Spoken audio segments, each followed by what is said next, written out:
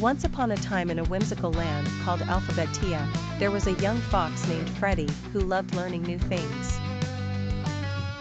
One sunny morning, Freddy's grandmother, Granny Wisdom, handed him a magical map. This map had something special. It could teach Freddy something new with every step, from A to Z. Excited, Freddy set off on his A to Z adventure. His first stop was Amazing Apple Orchard.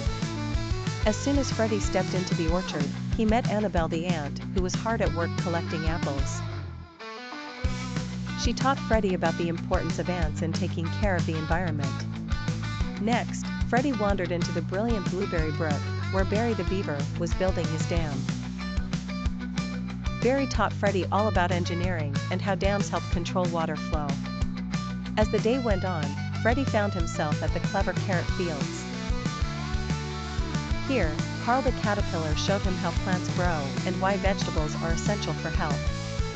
Diving deep into the dense dark forest, Freddy met Daisy the deer, who taught him how animals adapt to their surroundings. And so it went.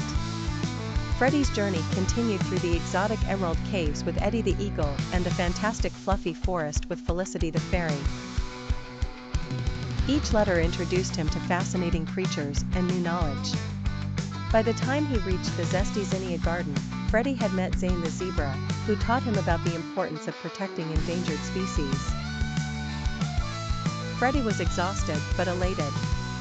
He couldn't wait to tell Granny Wisdom about everything he had learned.